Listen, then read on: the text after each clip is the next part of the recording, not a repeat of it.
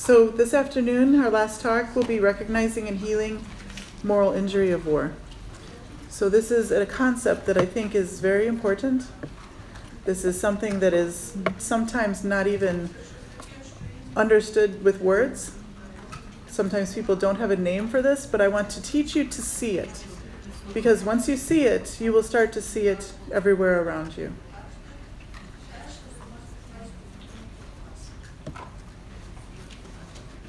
Our goals today are to define moral injury, to understand how contexts such as the Just War Doctrine and the moral moratorium of war set the stage for moral injury, to understand things we call stuck points or blocking points.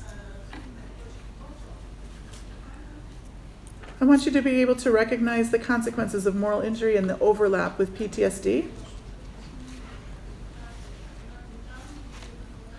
and describe methods for moral injury recovery to be able to formulate in your patient's treatment plan.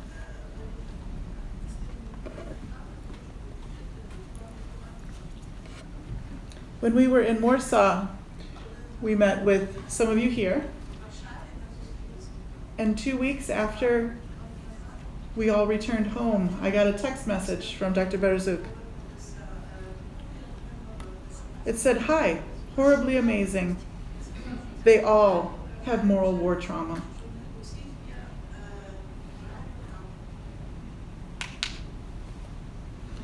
So what is trauma? We use this word a lot, but it actually comes from ancient Greece, trauma, and it means to pierce the skin as if with a spear. And we think about that as something that breaks our protective barrier, something that is very different and sudden, something that goes to the core of our being, and certainly can be lethal. And if we think about that in a psychological sense, this makes sense for the psychological traumas that people experience and see. It has pierced our mind with something very different and very dangerous and very hard to understand sometimes.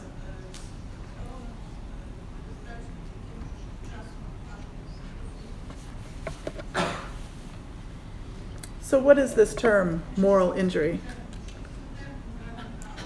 It has been called in the literature moral compass, moral trauma, soul injury from the literature that comes out of our clergy. And it is described as an extreme and unprecedented life experience that transgresses our deeply held moral beliefs.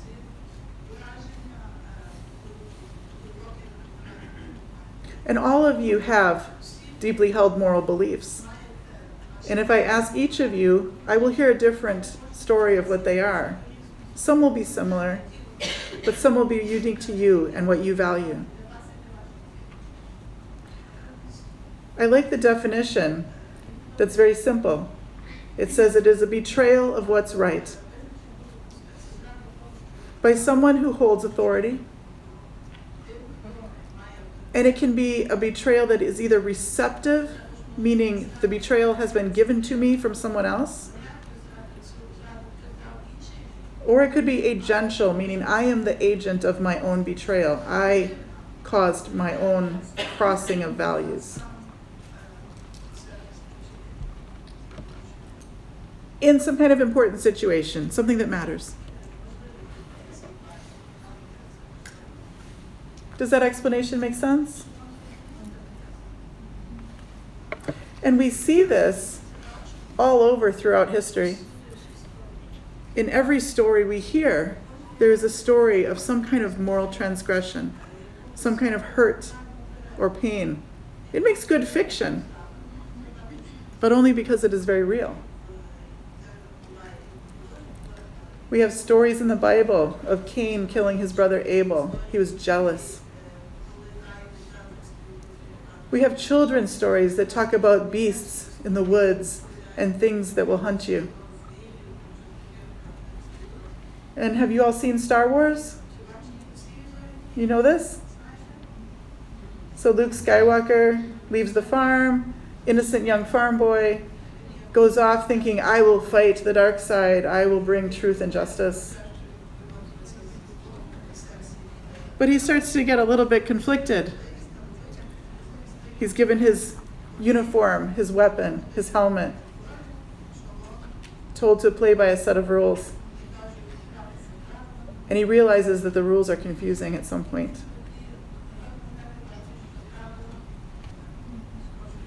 The rules are confusing at some point, and then he has to return home. He is isolated. He is deep in his thoughts. Maybe even thinking, should I be alive? Why did I survive? But this is good content for stories. But it is true. So how does moral injury develop? There are some things that have been thought about between nations, kings and governments. What are the rules that apply for how nations should go to war? They've come up with this concept called the moral moratorium of war, which really means during war, we're going to suspend our moral values, do what we have to do, and then go back to life. So there are some rules, and I'm going to talk about this because where rules are broken is often where we see the injury.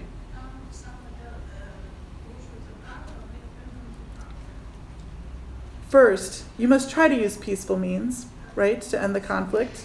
This could be political pressure, financial embargo, a coalition of nations to exert pressure on another nation. The transgressions must be so severe that it justifies war and necessarily killing. And you should act only to the limit to stop the transgressions, but not go beyond. We should not overkill.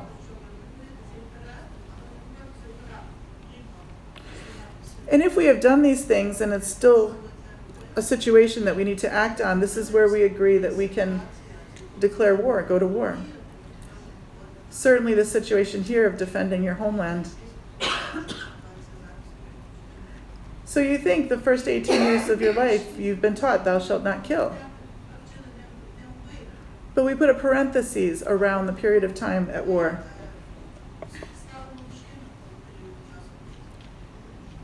And at some point we return to our community, sometimes rather suddenly.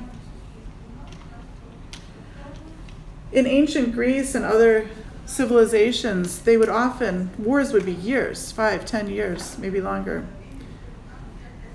And when they returned home, they would go to a sacred or holy place. The priests would meet them, they would cleanse, they would sacrifice, they would do whatever they needed to do to wash away the horrors of war and to return as victors to their community. We don't do anything like this nowadays. We don't in the US. I don't think we do here. And we see how patients struggle with that. Bringing back these things that are not settled, not knowing how to move forward.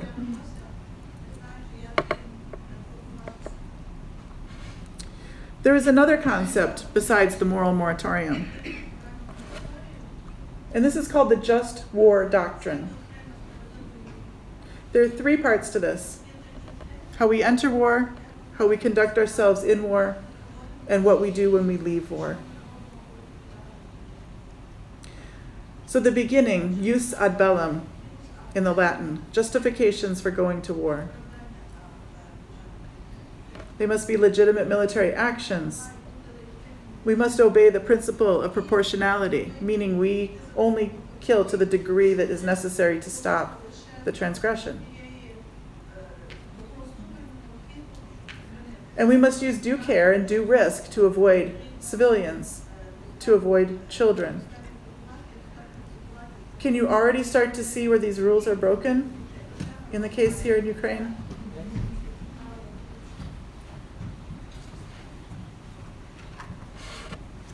And the next part is jus in bello, right action in the conduct of war. We must distinguish between combatants and non-combatants, our soldiers and everyone else.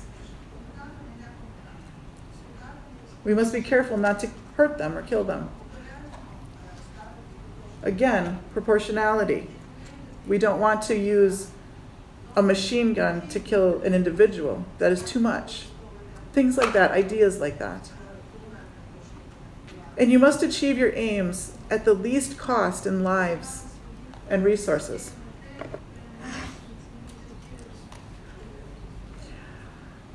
You must observe the war conventions, Geneva Convention, things like that. There are countries that come together and say, this is how we must do legitimate war, and beyond that is war crime.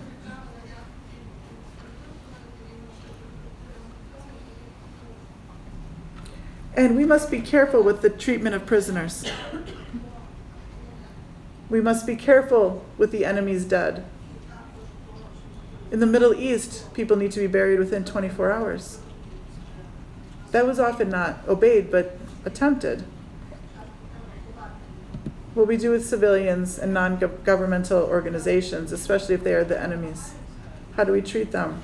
How do we let them through to bring food or shelter or medicine to people that need it? And this is a statue of Athena, the Greek goddess of war and wisdom.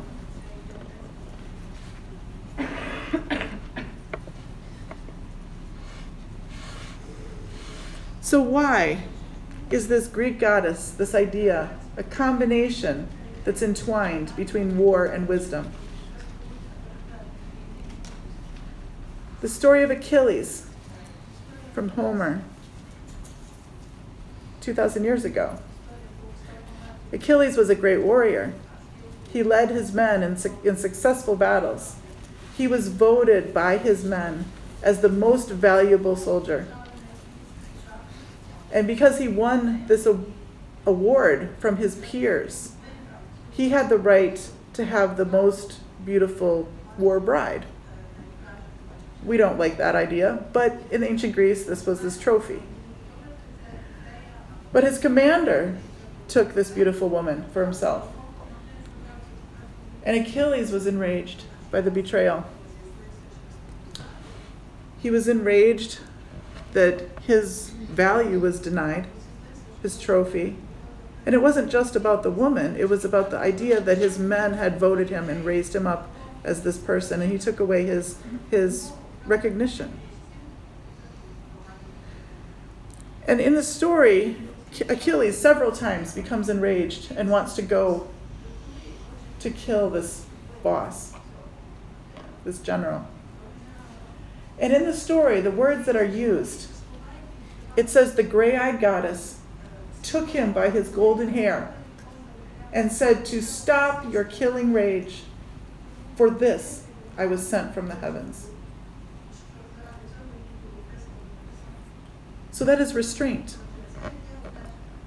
So we can see how in civilizations at war, where we may not have the government intact, where we may not have the systems of police and things that we normally use to follow rules, when that is gone and people come in, they can do bad things because they are powerful. We have seen this over and over. But this is why I say the other half of war is wisdom, because it is restraint. It is to stop yourself when you have the power to hurt someone else from hurting them beyond sort of what's necessary just to meet the aims of your particular goal. Does that make sense? Yeah? Okay. When that part isn't there to balance it, we see the destruction that we can see.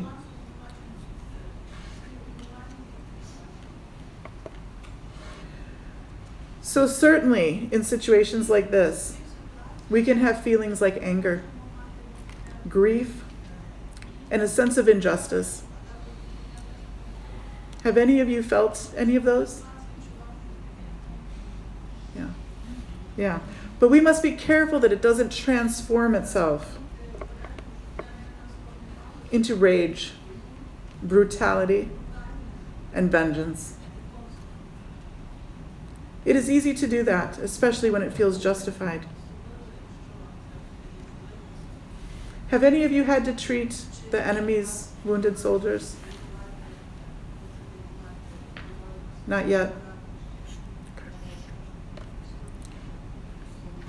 So there was a rabbi. A friend of mine was in correspondence with this rabbi. And they were Jewish, talking about the Holocaust. And the rabbi said, the Holocaust could have been so much worse. And my friend said, how could it be worse? 7 million Jews were killed. It was terrible. What, 8 million? What could make this possibly worse? And the rabbi, I think, wisely answered,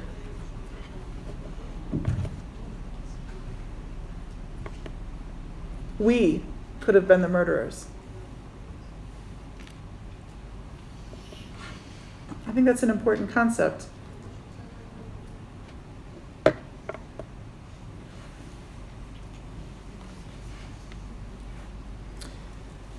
So the last part of the Just War Doctrine is how do we leave war? How to end war justly, use post bellum. We should maintain infrastructure so that the nation can rebuild itself, its railways, its industry, its schools, its hospitals, its government. We should be careful of the enemy's orphans, widows. We don't just leave them with nothing to starve. We should consider the ongoing care of the wounded, our own and the enemy's. And what about our own soldiers, widows and children? We should care for them as well. In the United States, the Department of Veteran Affairs was set up, founded by this original quote from Abraham Lincoln, to have care for him or her who shall have borne the battle, and for his widow and orphan. So we have organizations to support veterans and veterans' families.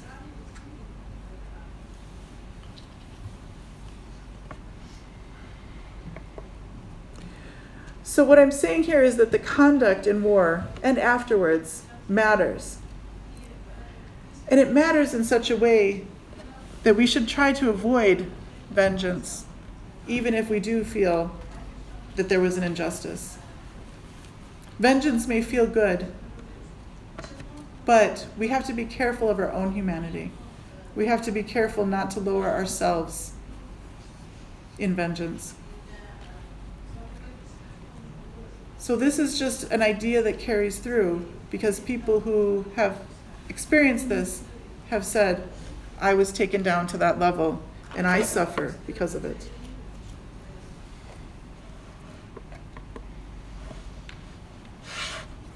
So let's think for a moment about the soldier, sailor, Marine. There are things called the warrior ethos. That I should always put the mission first. I shall never accept defeat. I will never quit, and I will never leave a fallen comrade. But again, remember the rules, and where the rules are broken is where the moral injury ends up.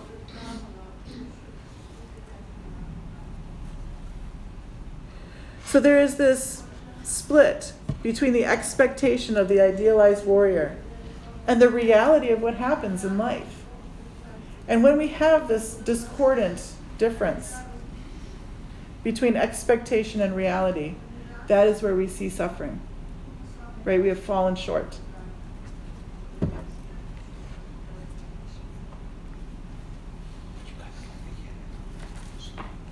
This can lead to places called stuck points.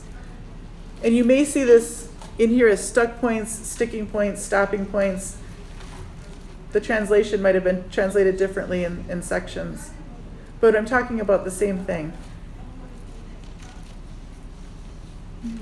These are places where we feel we cannot move forward in our own mind, where we circle around and talk about what I should have done. We talk about, if only I did this. if I trained them better, they would have survived, one soldier told me. So we're looking for if-then statements.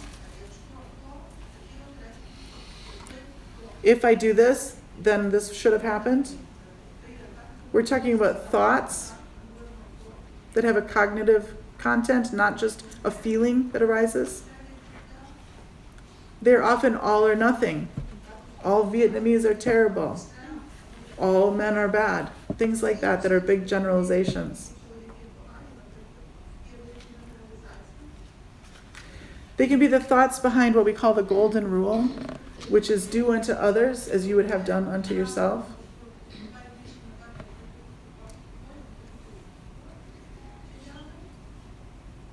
And they're usually short thoughts, short statements that echo in their minds. And you will hear this in your therapy. Have any of you heard statements like that, working with soldiers or working with a family? So there is a PTSD treatment called cognitive processing therapy. The cognitive processing therapy for PTSD is one of the evidence-based therapies. This is by Dr. Rezik and her team. So it's been around since about 2017. There are other therapies, prolonged exposure therapy, things like that. I think you've heard some more about that earlier.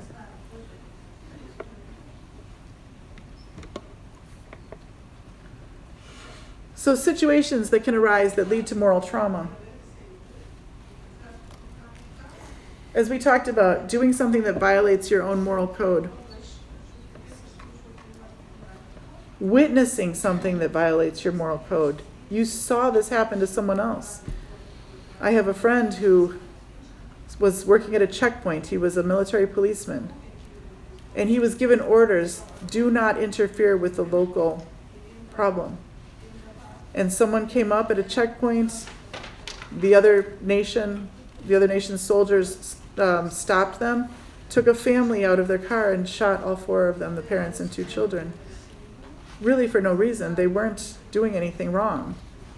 And my friend witnessed this. He said, I was restrained from doing anything. I couldn't interfere.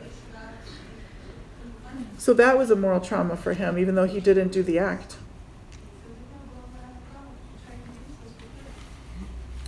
Feeling helpless to address a harmful situation falls under that as well.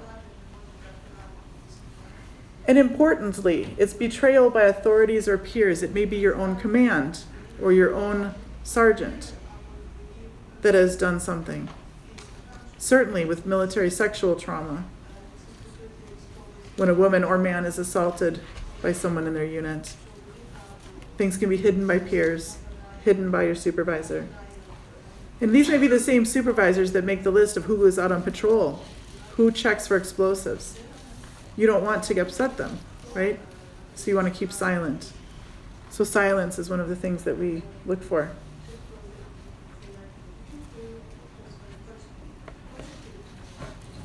Consequences of moral trauma. Many people have written about this, but in particular, Irene Harris, out of Maine, U.S. She is a clergy and psychologist who studies moral trauma. She has a program called Building Spiritual Strength that looks at trauma through the eyes of the theological side. But these consequences can be any kind of trauma, but increased risk for suicidal ideation and suicide attempts, reduced resilience in mental health, and loss of social support from your community of faith and from activities and family, usually because they isolate or kind of hide away so they're not seen so much. If I stay away from my family, they are safe from me, I am safe from them. Have you all seen people who have isolated in their lives? Yeah.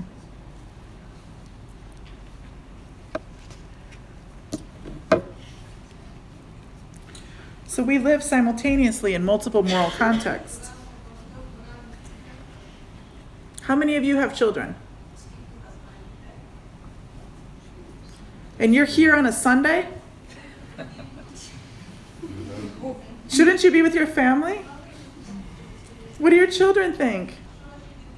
So to be here and be a good doctor, a good therapist, a good healthcare provider requires not being a great mom or dad on a Sunday, right? So we live in multiple contexts at the same time. I can be a good wife or worker, but I have a conflict if I'm called into work as a doctor and I'm working overnight in the hospital. What makes me a good doctor makes me maybe a less good mom sometimes. When my daughter was 4 years old, she would stay with her grandmother, my mother, when I worked overnight in the hospital. And I remember one night, my daughter goes, "Why does my mommy have to be a doctor?" There was a conflict there. So we see this. To be a good soldier might necessitate not being so great in the other contexts of your life. Importantly, when we say we're good in one thing, it might mean there's something else going on somewhere else. And you have to make a decision about which of these you answer to.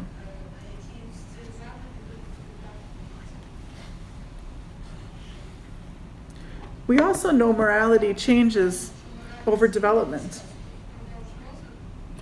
This is Kohlberg's 6 stages of moral development. Pre-conventional, conventional, and post-conventional. Each section has 2 categories. When you're young, you're little, it's about obedience or punishment. I have to do this so I don't get a spanking. And it's much about our self-interest. I do what's right because it helps me. When we get a little bit older, maybe still childhood, it is about being a good boy or girl. You'll be a good boy if you do this. Bad girl wouldn't do this. And it is about law and order and rules. Have you ever watched 6th graders play a game? How many rules they have about their game? We must do it this way. You have to step here. This is home. You have to touch this. They have all these rules worked out because they are in this conventional stage. And there's post-conventional. This is about the social contract, the good for our nation, what I do right as a citizen. I pay my taxes. I obey the driving rules. I do what I should. I show up for the things I need to do. And there's also principled conscience. I do what's right because it is right. Because in my own belief, in my own understanding, in my own experience, this is the right thing to do, no matter what the rules say. Right? Does that make sense? So morality kind of shifts. And often there are no good choices. You may be in a situation where you have 5 options, and they are all bad options. But you have to choose from them the least bad. If I do what's right in one context, it may be wrong in the other. Who do I hurt the least? Have you ever had to make a decision like this? So we make a decision. We go with the least bad option. And one of our tasks as a human being is to know how to live with regret. We have to go forward even when we feel we did not do the best thing in a situation. And when all those choices lead to bad outcomes, it's always a moral decision. You have to decide what your values are to make that decision.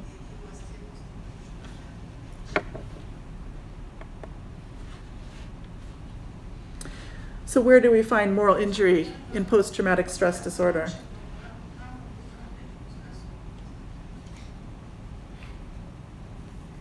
I'm going to read this. I usually have the translator read this, but I'm going to read it and you can translate at the same time. This was written by a general at the Institutes of War in the U.S., the War College. He wrote, "War is the realm of the paradoxical. The morally repugnant is the morally permissible, and even the morally necessary. Killing even enemy combatants, destroying even legitimate wartime targets, and the razing of properties and lands, even when using proportional force. They all involved taking away the most sacred and essential elements of a human being. His or her life, his or her livelihood. War justifies, and more importantly, it demands what in peacetime would be unjustifiable: the destructions of lives and happiness of others. Those who fight this live this paradox day in and day out. So the conflict, the paradox. In a very real way, war is the abnormal turned normal. Such a life begs important questions. Questions that may not get raised until years after a war.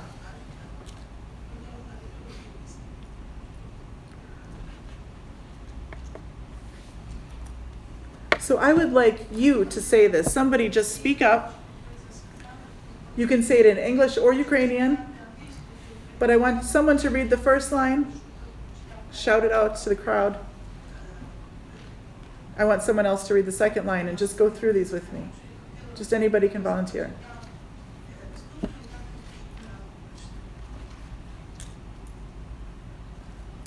Що ж є за людина, що вчинив таке?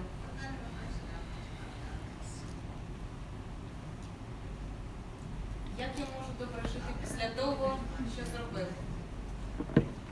Why didn't do more? Чому мене не було там з ними?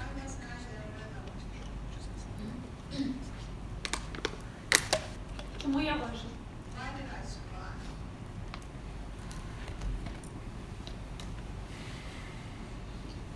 Чому я підвів своїх друзів?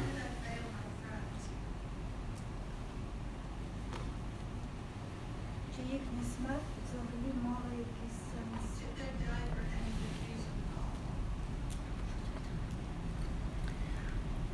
I wanted you to say these because I wanted you to feel in first person what this is. Have you heard these statements from your patients? Yeah. So all of these are about moral trauma. I highlighted why did I survive, because that's survivor's guilt, very common. We will see this when someone walks out of a situation and their comrade doesn't. Why was I chosen to live? What is it about me? Because our mind wants to figure that out. Why are we safe and they weren't? What is different? Maybe sometimes it was just luck. But that is a struggling point for our people.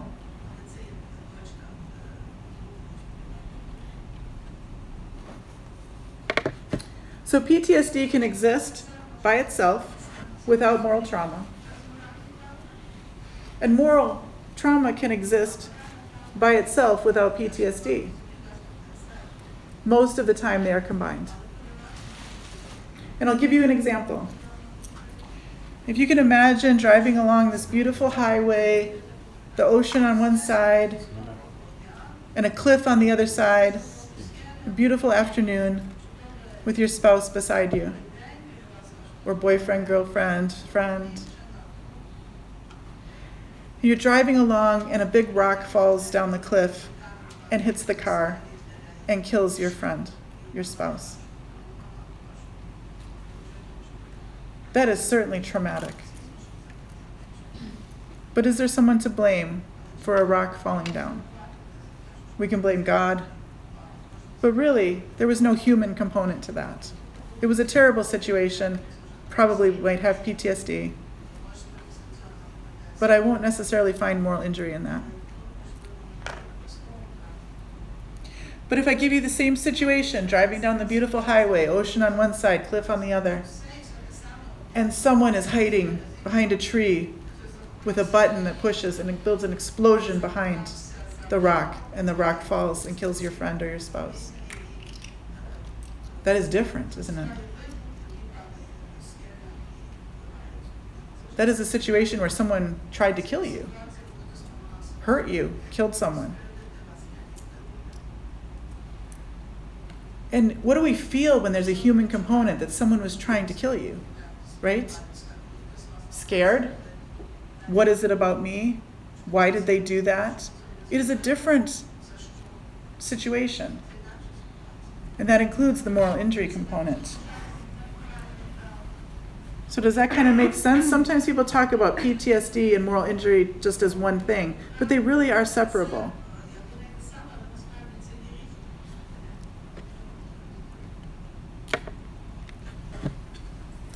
So we use the Diagnostic and Statistical Manual of Mental Disorders, the DSM-5, and talk about PTSD. Did Dr. Harpers Rodham go through this morning? Yeah, okay. So just remember there are different categories. There has to be an event or perceived event. There have to be categories of intrusions, avoidance, changes in cognition and mood, and arousal and reactivity. Has to last more than a month and lead to significant distress and not due to something else. I just want to refresh our minds about what we're talking about.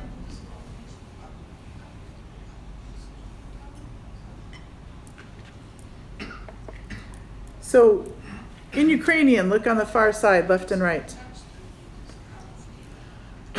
You will see all of the symptoms under these categories. And I put check marks next to every place moral injury can exist too. So it can be in the flashbacks, it can be in the nightmares, the memories, the fright, feeling detached and numb, certainly feeling guilty, sad, anxious, nervous, avoiding reminders of the trauma, avoiding emotions, and avoiding thoughts. So there is a big overlap between PTSD and moral injury.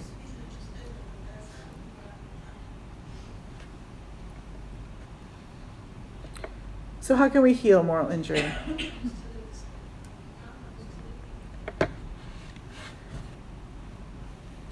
In National Geographic in 2015, they did an article from the Creative Forces Project from Walter Reed Hospital in the US. This is the hospital where very seriously wounded soldiers go, usually TBI, traumatic brain injury, PTSD, amputations, blindness. And they asked these soldiers to do some arts and crafts.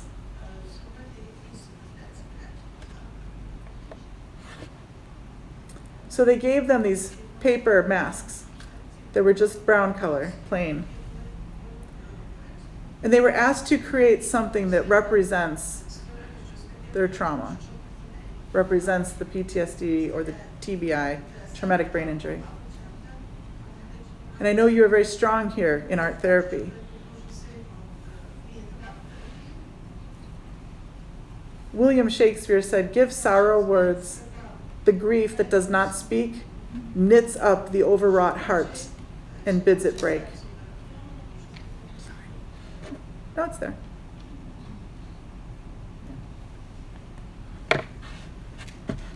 So I want you to look at these for a minute. We're going to take a few minutes with this slide. I know you are good therapists.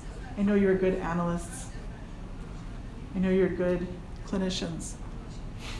So I want you to look at these faces. These are the masks that they made. They made many of them. These are a few. So I want you to look for themes and concepts here. I want you to analyze this. Take a few minutes, or a minute or two, and just look. And then I would like somebody, or several people, to just shout out the words that they think when they see this. What do you notice?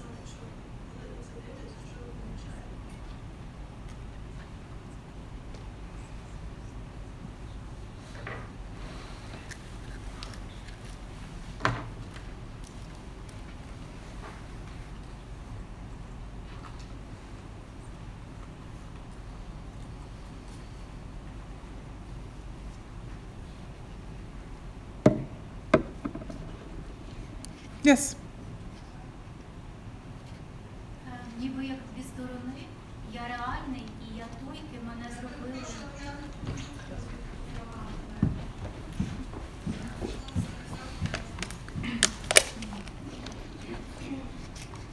Ніби як дві сторони, я реальний і я той, ким мене зробили. Я хочу говорити, але не можу.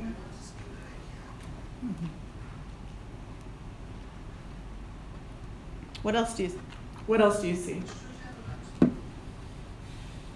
Величезний біль, страждання.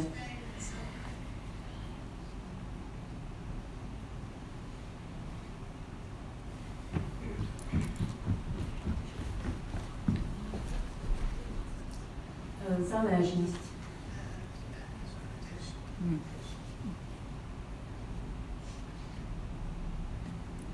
What do you see in the eyes?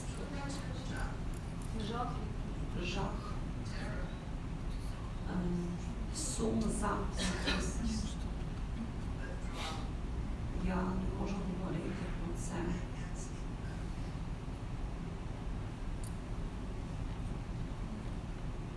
A darkness. Темряву. Темряву.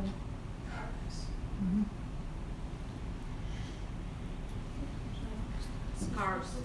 Шрами. Scars and trauma. Нестерпно боляче. Anybody up in the back?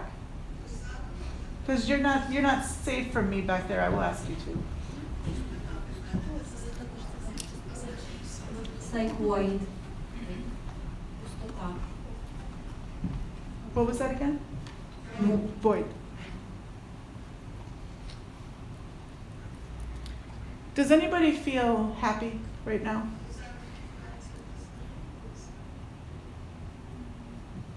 I mean, I think feelings are kind of disgusted, tormented.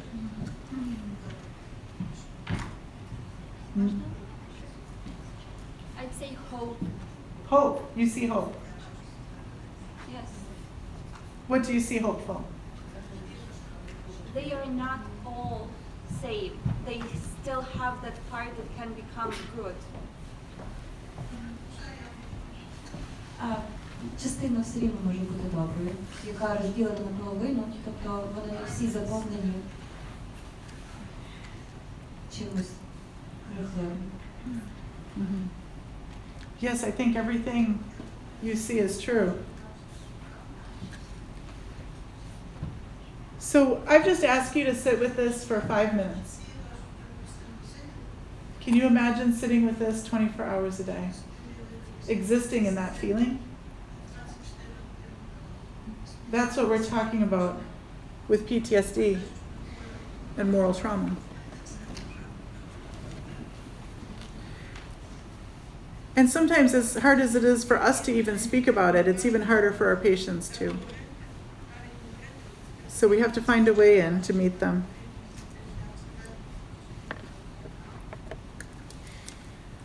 So when I think about moral injury, I'm kind of a visual thinker. I think in machinery and ideas and concepts.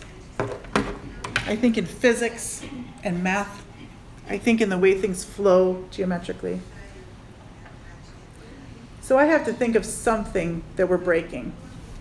So what were we breaking when there's moral trauma? I think at the heart of it, we are breaking trust. It may be trust in others, those who should have protected us. Think of childhood abuse. Think of your commander that should have taken care of you, your government, your friend. Betrayal can come from many places. And it can break trust in many ways. It can be sudden and sharp and devastating. And it can be a slow rubbing away in repeated traumas.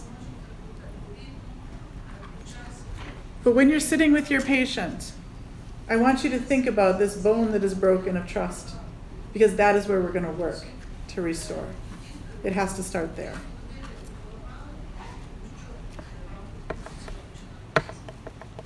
Oops. Repairing trust is critical. We're going to talk about this a little bit more in the talk about transference and countertransference. But I just want to introduce this idea. So Jonathan Shea, in his paper called Moral Injury in 2014, wrote about the transference archetypes of PTSD. So this is unconscious. So the person, let's see if this translates well. He said the central casting office, like a script for a movie, has only given the person with PTSD 4 characters in their script.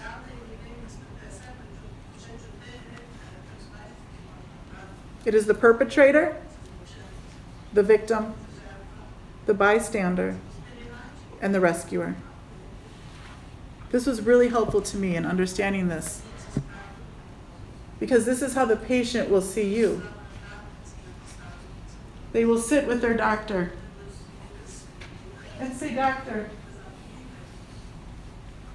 you're trying to hurt me. You're going to hurt me like the other doctors hurt me."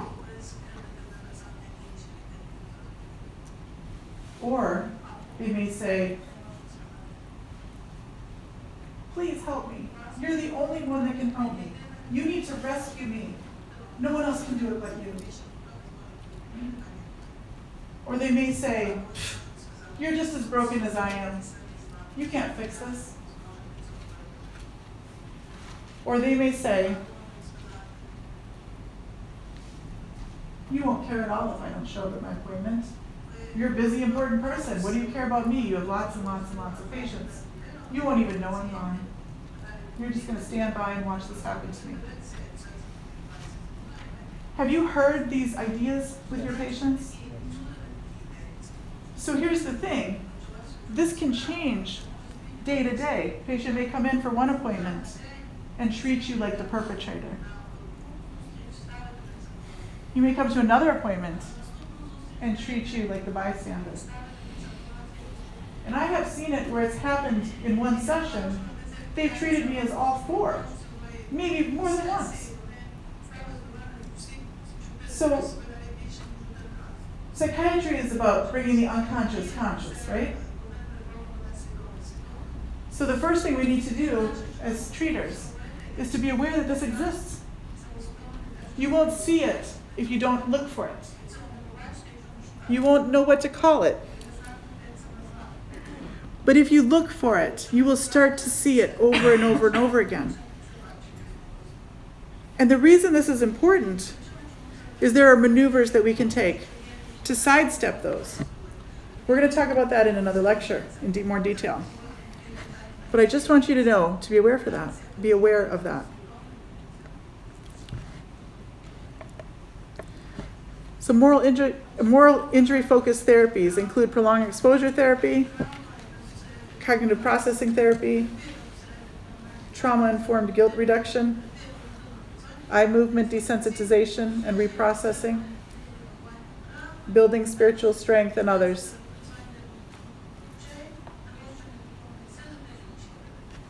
The highest level of evidence is in prolonged exposure therapy.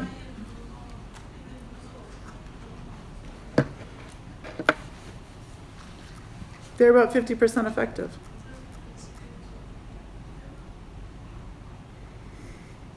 And if you can get half of them better, that's a big number.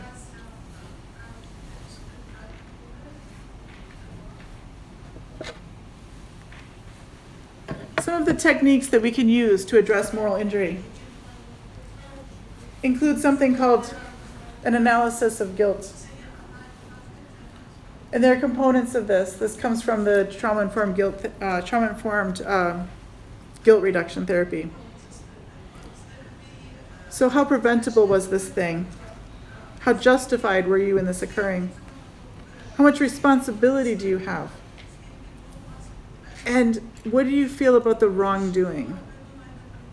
These each have techniques that you can use. I'm not going to go into the details here, but this exists. Another component is identifying deeply held values. This comes out of the work of Dr. Sonia Norman, who's a psychologist in California, US. And she says if you experience guilt, you have values. If you feel bad about something, it's because you value something.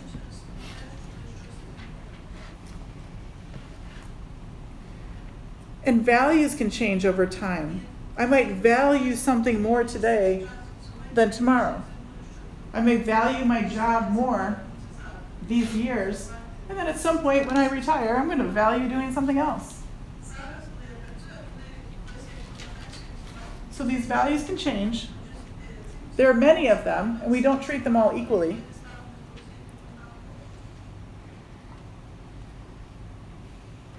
And there's techniques for looking at this, diagramming it, developing goals for each value. How important is this value? Let's list them out. What is the goal for this? What is the goal for being a good son, a good citizen, a good employee, working with kids after school, whatever it is. So this is something that can get at the moral injury as well.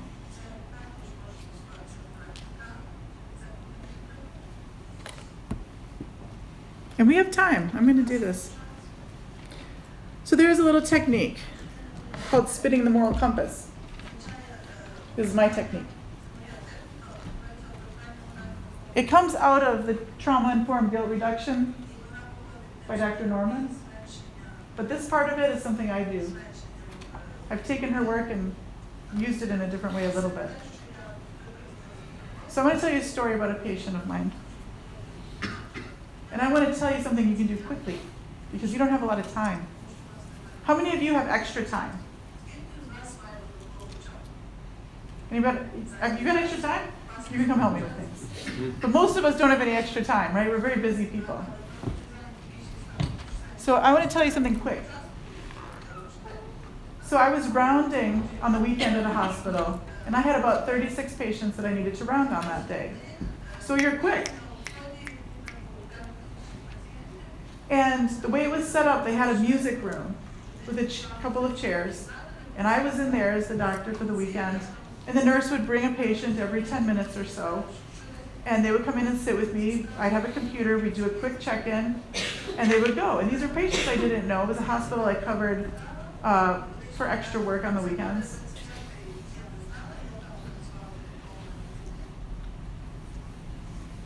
And so I was sitting there, and several patients had come and gone. And then in comes this young man who was about 30. I say young. And he sits down with me, and he says, "Doc, I am full of guilt and shame." And this is what I thought. Oh, good, let's get to work. But what I did was I sat there with my clipboard and I said, "You want to tell me more?" And he said, this was not a veteran, but this was a man who had childhood trauma, was abused by his brother, physically and sexually, had been in the hospital more than once, severely depressed, lots of anxiety. And he said, I'm just not where I should be in life. I'm a terrible son. I haven't talked to my father in a really long time. I'm a terrible person. I haven't done what I should have done, for society. I'm not holding a job. I'm not a good employee. I'm not contributing to society. I had a girlfriend, but we broke up. I should be married by now. I should have children. And I kept hearing should.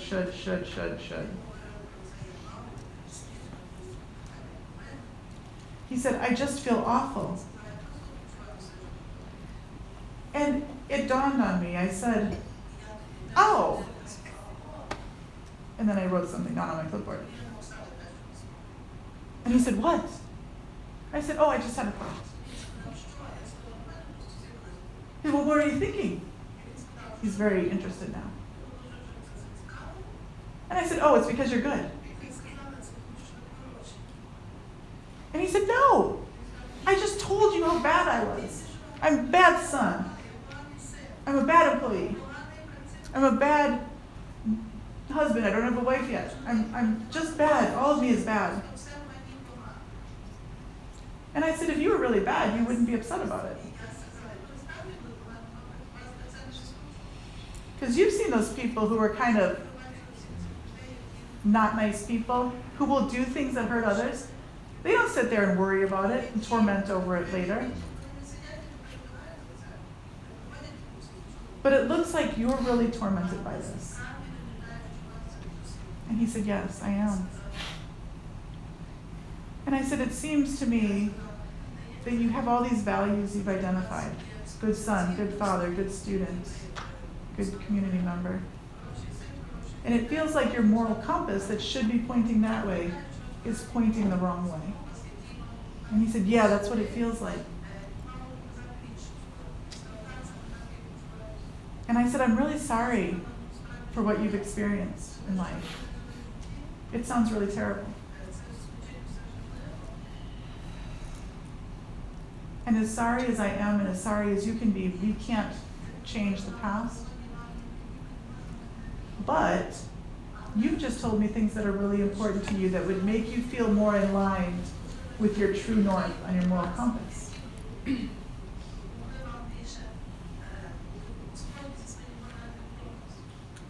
And instead of telling him, I asked him, I wonder if there's anything you could do that would be in alignment with these values you just told me. He said, well, I guess I could call my father. He said, I guess I could look up on the computer some classes for the fall. Maybe I could take a college course online. He said, those sound like really good ideas. And we checked his medications. He was doing okay. He left. And I came back the following day. Saturday, I came back on Sunday. And he comes to me very excited, first one in the line. I called my dad. I said, really? How did it go? He went, but I did it. I was being a good son. I said, you were. And he said, look, these are the classes for the fall. I don't think I can do a full course load, but maybe I could take one or two. I said, that'd be a really good choice. It's up to you. But you see how we spun that around. You're going to hear from me a lot of things where we're going to flip it over upside down. But this was just one scenario. I have done this technique with many, many, many patients now. And I will even tell you, I had surgery in March, and I was a patient in the hospital. And in comes the nurse, in comes the aide, and the aide says to me, oh, what do you do? I said, oh, I'm a psychiatrist. Oh, what do you work on? I said, combat trauma. And she says, oh, it's really interesting. She says, I have PTSD. And I'm thinking, I just came out of surgery. I don't feel like being a doctor. It's like when you go to the family reunion and they say, do you want to see my rash? I say, no, I don't.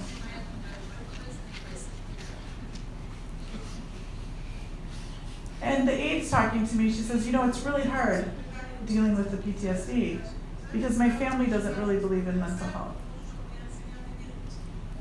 There's such a stigma. And I said, do you have someone you talk to? She goes, I have a friend. And I said, you know, sometimes when I talk to my patients, I say this. Before we want to work on getting rid of the symptoms and work on feeling better or medications, maybe we should just take a minute and thank the PTSD.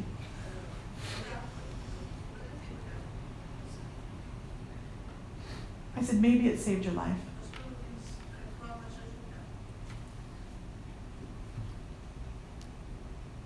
And she said, oh, I never thought of it that way.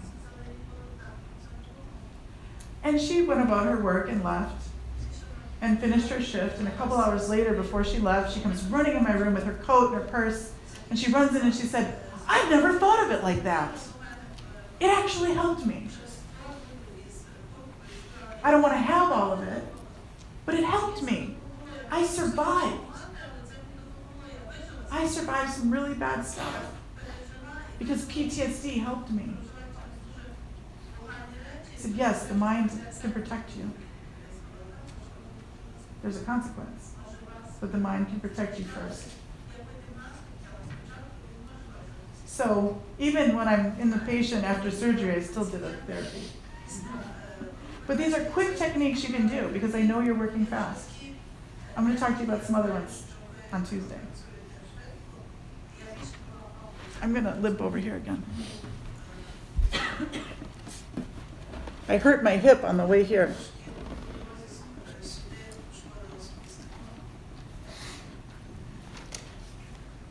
But in summary, moral injury is due to extreme and unprecedented life experiences that transgress deeply held moral beliefs and expectations.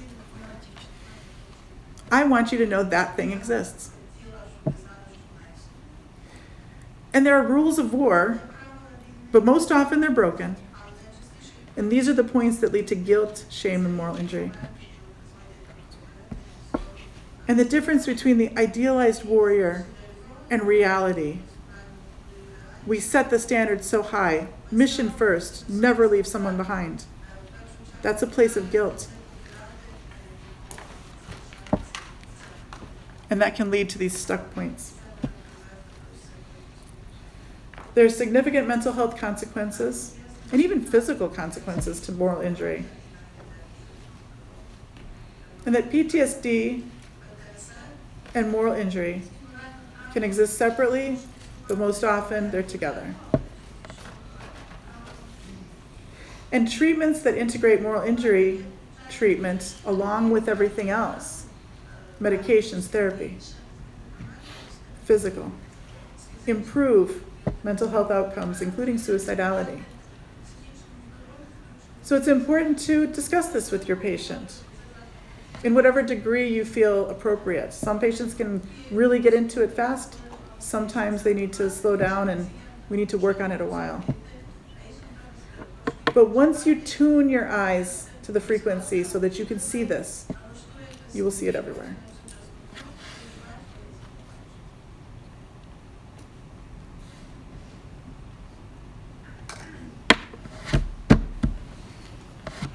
It's on you.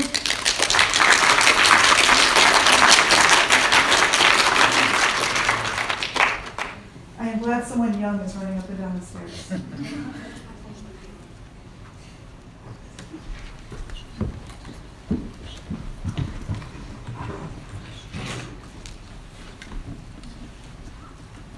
Питання наступного класу. Чи існують специфічні методи профілактики у військовослужбовців в їхніх програмах підготовки в Сполучених Штатах, до прикладу, чи в інших країнах, які вам відомі?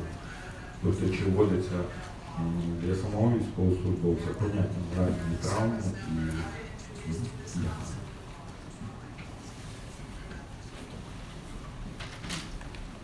There are psychologists that are very aware of this, that work with us, but it is so unique. I don't know if you have this saying in Ukrainian, but in English we say, the devil is in the details. So sometimes we can have a situation, I feel like I'm psychotic. Sometimes we can have a situation, for example, I had two warriors, two soldiers, and they both had a situation very different. They didn't know each other, different therapies. And they both had a situation where a young boy, about 14, in the Middle East, wore an explosive vest and came to their checkpoint where they were guards. Both of them shot the child because he was coming to blow up the checkpoint. In the therapies, we go back to the event and we talk about it. Because one person was actually fairly okay. It's like, I did what I had to do. He was going to kill me and my colleagues and some civilians if he did this. I told him to stop. He wouldn't stop. He kept coming. I had to shoot. And he didn't like that it happened, but he wasn't tormented by it. And the other soldier says, the boy was coming to the checkpoint, and I told him to stop, and he came forward, I told him to stop again, and I aimed my rifle at him, told him to stop again, and he still was coming, and I knew he would kill me and my comrades and some civilians.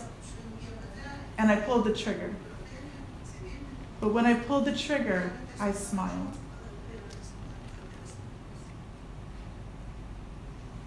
What monster would smile killing a kid? So it's hard to anticipate the details where the moral injury will be. So it's important to raise these concepts, and I think they are doing that. But when you're in the heat of the moment, it is very, very subtle sometimes.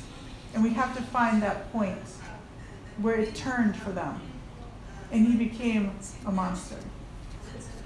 So the therapy, we talk about the consequence, what would have happened if he didn't do this, that he was trained to do this and doing the right thing. But why did he smile? This is an important concept with your patients who are military. I want you to think about being in hand-to-hand combat with someone.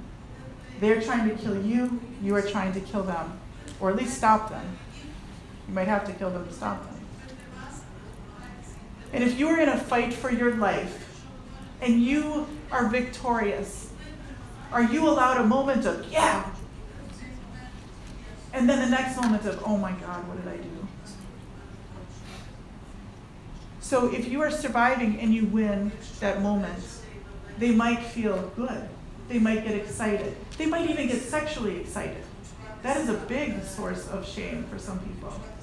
But it is because the body is ramped up in sympathetic tone, fight or flight, right? Lots of adrenaline. So while these concepts come out, it's very hard to predict for the individual. So we do our best.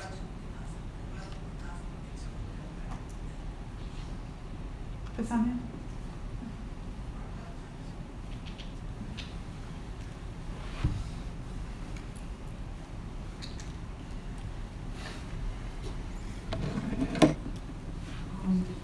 Цієї весни ми проводили такі. Where are you? Oh, Ми проводили таку розмову Veteran Hub в Києві між українськими військовими ще і ветеранами і американськими спеціалістами саме про особливості ветеранів американського досвіду і українського. І це цієї весни. Дехто під'єднувався з передової, тобто активно ще воюють активно зараз. І була така лінія, що у українських військових не може бути моральної травми, такої, як у американських військових. Насправді, в 22-му році я чула це набагато більше. Зараз все ж таки більшість професіоналів, принаймні психотерапевтів, ми всі розуміємо, що це не зовсім так. Але серед військових це ще дуже поширено.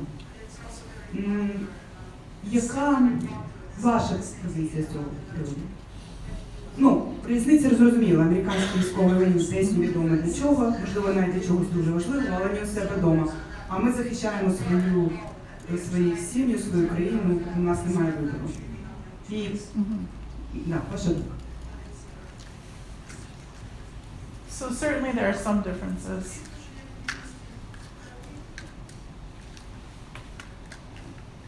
And like you said, you are at a stand and defend position of your homeland, right? Of someone coming across your border and doing terrible things. But I don't necessarily think the moral injury is that different. I mean, because it is so uniquely experienced by people and people's values are so different, it can exist. But I want you to think about when they go off to war. Often young men, certainly some women, they're in this stage of development where everything is very black and white, you know, like Luke Skywalker. Like, there's good, there's bad, and I'm going to go fight the evil. And at some point, we might learn that we are part of this machine, this war machine. And maybe what the government did, and I'm not making a comment about the Ukrainian government, but just in general, people can sometimes feel that a war started for a reason, and here I'm fighting, and now that reason has changed, and it's different. So I think when people go off to war, they have to have their defenses up, physically and psychologically. They need to feel like they can win, or they wouldn't fight. And part of that is to feel very strong and very undefeatable. You can't march in going, oh, I don't know if we're going to do okay here. Right? You have to be, yeah, we're going. Right? And so they have these defenses up that say, I'm not going to feel that. That's not going to happen to me. And I think, I mean, even in the US, we were in the situations, World War II, Korea, Vietnam, where, think about PTSD, it's been around, I think, since the beginning of time, beginning of trauma. I mean, think when we were tribal peoples and conducting wars and killing, and we lived to 30, you know, there's always been trauma. So,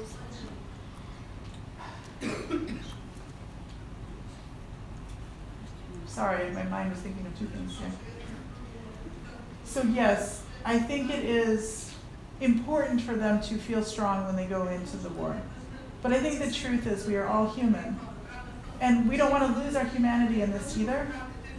And so there will be, I mean, some people will not experience the moral trauma. They will believe very strongly and they will have support, and it will, as terrible as it is, they will do what they need to do. Most people actually will come to that solution. But there are many people, especially with soldiers, because war is so terrible. Certainly this can exist in other domains as well, in sexual trauma and childhood trauma and many other things, but I speak from this perspective. So I think maybe it's important that they feel that when they're in war. And we can tell them about it, but when they come back to the clinic, I think it's important to look for it and introduce these concepts and say you needed to be strong and defended when you did this, but let's talk about what happens with the mind. We're going to have a whole talk on what happens with the mind. Okay? So I think both things are true.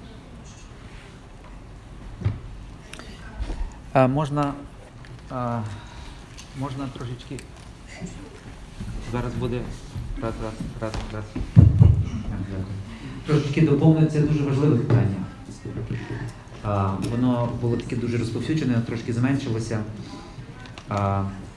Ми повернулися тільки 20 осіб нашого центру з тренінгу допомоги людям, що пережили в полоні тортури. Прімо Леві в Кракові, це наші колеги з Прімо Леві в Варшаві, в Парижі, перепутав Париж, Варшаву, це серйозно. І вже воно закінчувалося. Воно закінчувалося такою груповою зустрічю вільних асоціацій. І вже я був ведучий цієї групи, і я вже приготувався сказати, ніби дякую, до побачення. Але Уляна Володимирівна каже, ще одна людина, дівчина має щось сказати. То якось так вже не повинно бути, в принципі, але ну окей. І останні слова цієї людини були слова про людяність. Це було to the point, так? Які не літало в повітрі, але воно ось тут дісталося, так, в останню секунду. Про що я хочу сказати? Що історія про те, що ми не маємо, бо ми боремося за своє, не є правдивою. Абсолютно. Про що говорити? Але ця історія знаходиться на іншому рівні. Так? Бо спочатку є людина. І хочеш ти того чи не хочеш. Людина з її людяністю в широкому розумінні цього слова. Потім є родина з її своїми правилами людяності. Потім є твоя приналежність до якоїсь групи людей, які називаються нацією, де є своя культура. А потім є соціальна позиція там, державності, країни, світу, любові до всіх інших. Так ось відчуття моральної травми, воно найглибше. Воно знаходиться на рівні нашої людяності.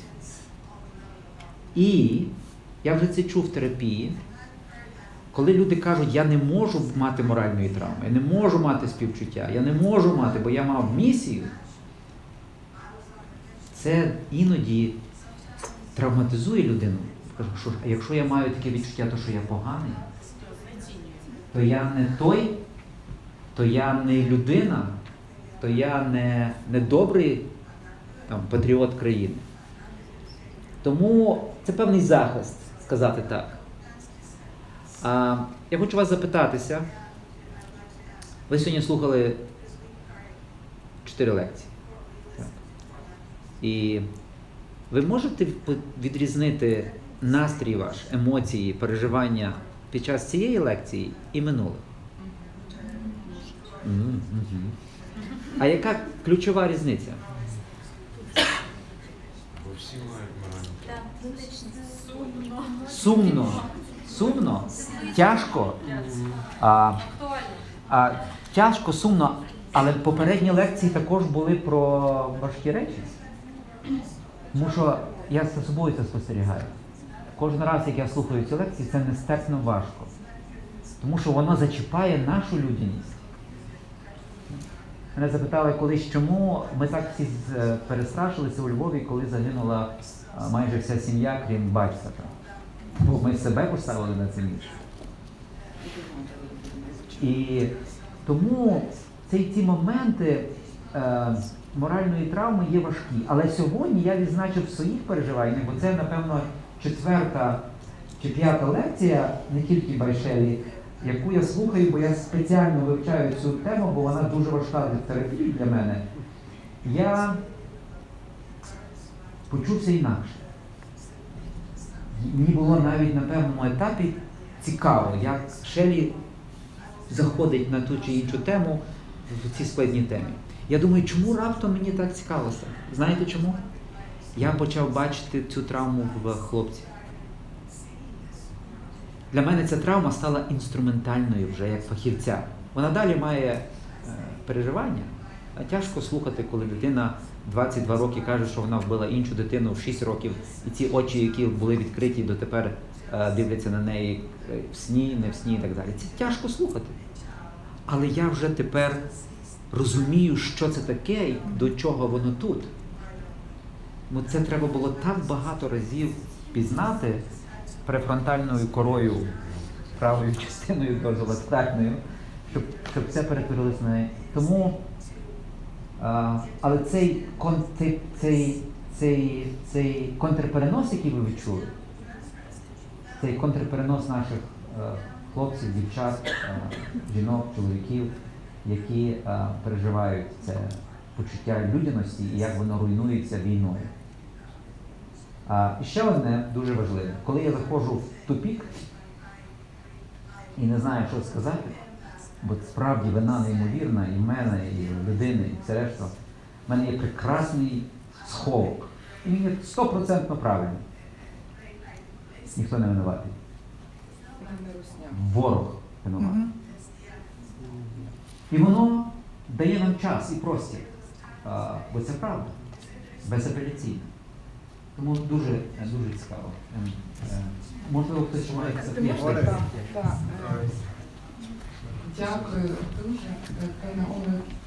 Питання залізу до вас. Так. Хочеться лекції. Так. I'm very grateful for a lecture and for your time. And I have very controversial feeling that therefore I will address my question to your colleague.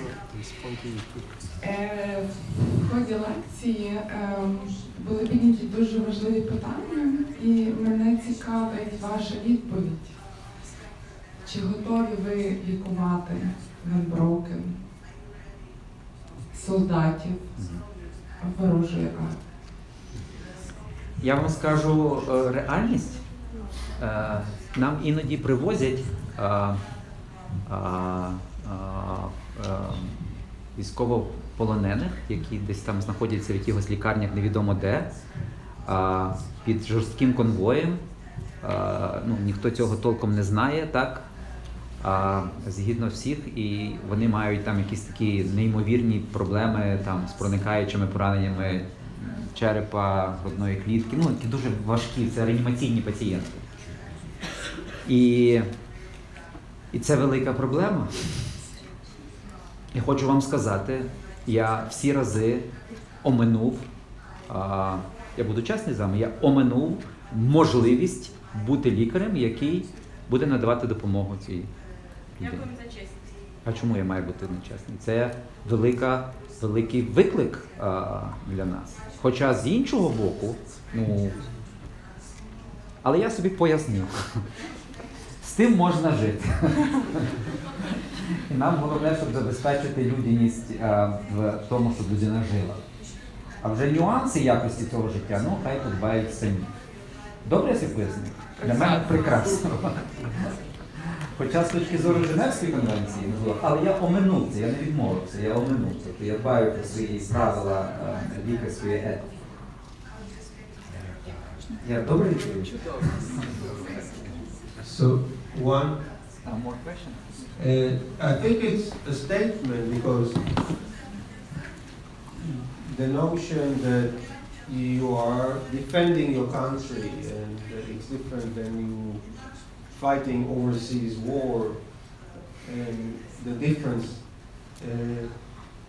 I think serving 10 years in the military in Israel and feeling always,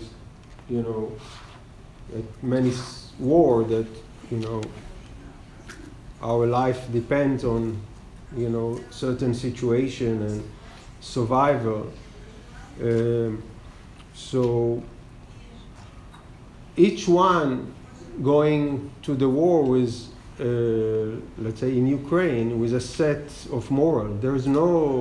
There are some universals moral, but let's say different people have different views of those moral too. There is individual differences on that. So not necessarily we should assume there is moral injury, because that wouldn't be a mistake. We're imposing our moral values into that patient.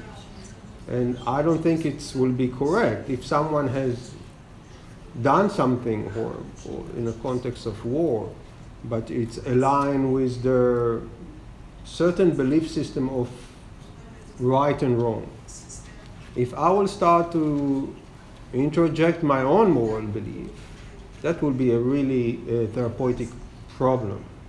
So we have to listen to the patient, and we say maybe they are in denial, maybe they're not. We have to keep this listening, moving on, and really be, you know, because some people do a lot of bad things in the war and they are feeling, you know, very vulnerable. And if we treat them and it seems to resolve, I would be cautious. And again, of course, there is moral injuries. I see it in a lot of people that I treat in the US and Israel too. So no question about it. But I don't want, always in any cycle, we have to be, you know, be aware of what we are bringing from our own sets of moral to the person that's sitting in front of us. Yeah, so I can identify with people and say, I don't care. I believe the Russians are the devil. They are conceptualizing the devil, and I want to create as much damage as possible. And that's who I am. And I have to rethink about it maybe later. But, you know, it's a very difficult situation, war. You know, it's like a psychotic experience. It's like you're going through a psychotic, and it's really, and we try to bring reality into that. So how, you know, you take a psychotic episode and say, let's apply reality to that. War is crazy. Mm-hmm. You have to remember that. Thank you. One of my mentors told me when I was working on an inpatient psychiatry unit as a young resident, actually I think I was a medical student at the time, they said when patients come in crisis, in acute state, it's like they have a house of cards. Do you know how you build cards and make a structure and have them all stand? You've seen this? So be careful not to pull out that bottom card that makes it all fall down. Sometimes we have to pick and choose our timing if they're too acute, right? Not every moment is the moment to work on this. But I also want to mention, and it's in one of my other talks, but I want to say it now because I think it's important. The word compassion. The word compassion generally translates as kindness or care or empathy. Time's up. Kindness or care or empathy. But compassion comes from the Latin compassion, which means to suffer with. So to have compassion for someone is to sit and suffer with them, maybe in silence. But what that does, there's the magic. What it does is it allows the person to share their suffering with you, and it reduces it when it's shared amongst others. So I think it's a great honor to be able to sit with our patients and to hear their stories and be a pattern analyst looking for these themes and ideas to help them understand where they're stuck so that they can move forward into life. Because I don't think anyone should go to the grave with this suffering. We should be able to help and move them forward. Якщо йдеться про моральність щодо ворога, то легко. Правда? Ну це ворог та й все. Там собі розберемося. А от коли слухаєш хлопців і дівчат, коли є травма моральна нанесена не ворогу, а своїм, той, кому ти довіряв, маєш довіряти. Я не говорю там про командирів, про так далі, це завжди проекції на гору. Оце є проблему пояснити собі і іншим, практично неможливо. От, тому ми і запрошуємо наших колег, і я сьогодні вже там енну кількість слухаю таких лекцій, і читаю, але я таке себе почуваю, що я стою на березі океану. І воно все одно переді мною багато води і багато глибини, і я тяжко це зрозуміти. Я думаю, що ми тільки стоїмо на початку розуміння моральної травми. Бо в ПТСР все ясно. Є критерії, можемо в них вірити, можемо не вірити. Але вони є або нема. А тут критерій твоя душа, його або її душа, душа третьої людини. І, напевно, це наше мистецтво, що ми це будемо вчитися робити. Чи є ще запитання якісь? Дякую, Шеллі.